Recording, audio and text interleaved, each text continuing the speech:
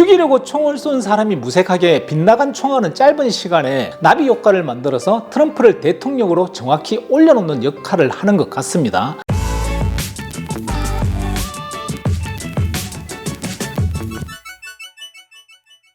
안녕하세요, 제이정입니다.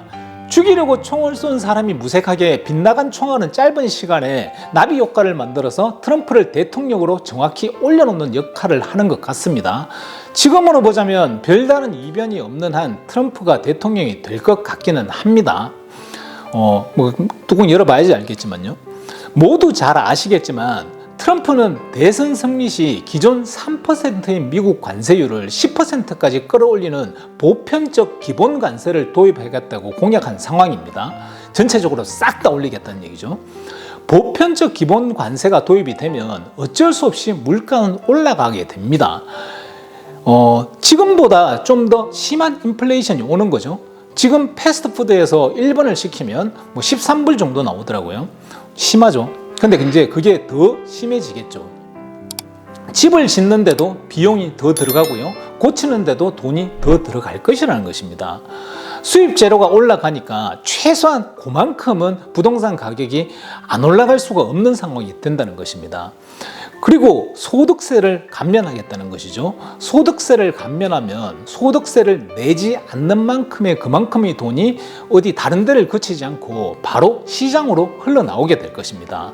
또 그만큼의 물가가 올라갈 것이고요. 그 이야기는 지금보다도 좀 더한 인플레이션이 온다고 봐야 하고요.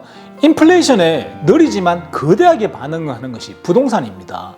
지금 트럼프가 이야기하고 있는 것을 보면 보편적 관세, 더 낮은 금리, 더 낮은 세금, 이민 규제 정도입니다. 보편적 관세와 더 낮은 금리와 더 낮은 세금은 당연히 인플레이션을 촉진시킬 수밖에 없는 것이고요. 불법 이민 규제는 대다수의 미국인들의 지지를 받기는 하지만 노동력 부족을 약화시켜서 인건비 상승의 원인이 될 것입니다. 전체적으로 물가가 올라가고 전체적으로 인건비가 올라가는데 부동산 가격만 내려간다는 가설이 존재하기는 사실은 힘듭니다. 제가 보기에 집값 하락의 경우의 수는 부통령이 될 JD 벤스입니다.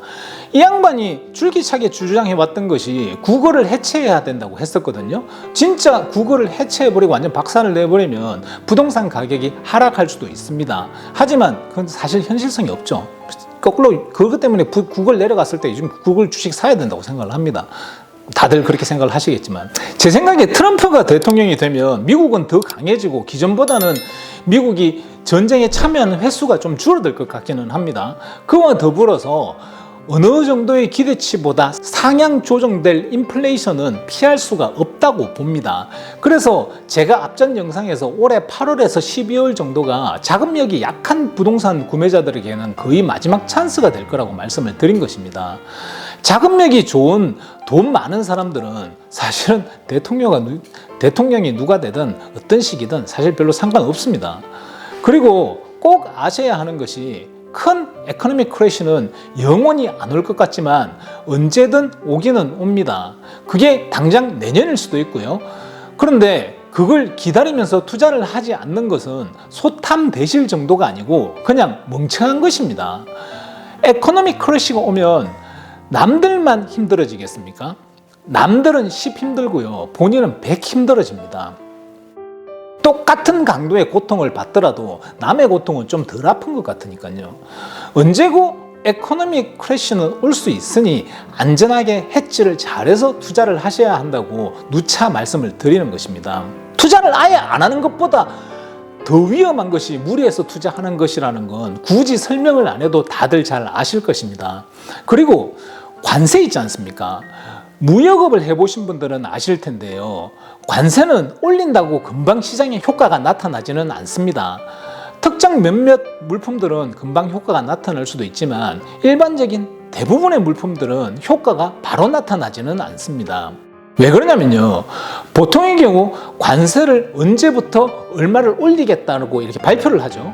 예를 들면 지지난달인가 그 조 바이든이 중국 뭐 전기차, 철강, 알루미늄, 리튬이온, 뭐 반도체, 뭐 태양전지 뭐 이런 저런 뭐 기술적인 물품들을 관세를 큰 폭으로 상향시킨다고 했죠. 2026년부터 올린다고 했던 것 같은데요. 근데 제가 정확하게 언제부터인지는 잘 모르겠습니다. 여하튼 그냥 2026년부터 올린다고 했다고 치면요. 그러면 미국의 수입업자와 중국의 수출업자가 2026년까지 그렇구나. 그러면 2026년부터 세금을 올리겠구나 하고 가만히 기다리고 있지는 않을 것 아닙니까? 그 전에 어떻게든 할 수 있는 만큼 최대한 많은 물량들을 갖다가 바다를 건너게 이렇게 만들어 옮겨 놓으려고 하지 않겠습니까?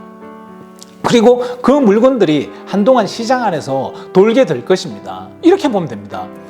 관세를 올리겠다고 발표하는 시점, 관세를 올리는 시점, 그리고 그 관세 올라간 것이 시장에 반영되는 시점, 이 세 가지의 시점이 있는데요. 부동산 가격이 올라가는 것은 시장에 반영되는 시점 전후로 보면 됩니다. 부동산은 주식하고 달라서 선반영되는 경우는 거의 없습니다. 덩어리가 커서 그런 것 같습니다. 우리는 끊임없이 선택을 합니다. 야후는 마이크로소프트의 인수 제안에 거절을 했습니다. 지금 모두가 야후가 그때 멍청한 짓을 했다고들 합니다. 비슷한 시기예요. 페이스북도 마이크로소프트의 인수 제안을 거절했습니다. 사람들은 저커버그가 탁월한 선택을 했다고 합니다. 똑같은 선택을 했는데 결과에 따라 한쪽은 칭송을 받고요, 한쪽은 질타를 받습니다. 올바른 선택이라는 것이 있을까요? 우리는 지금도 선택을 하고 있습니다. 제가 보기에 부동산 투자는 안전한 선택이 최고의 선택이라고 생각을 합니다.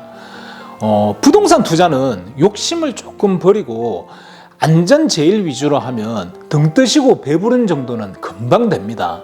이상입니다. 도움이 되셨으면 좋겠습니다. 감사합니다. 따봉!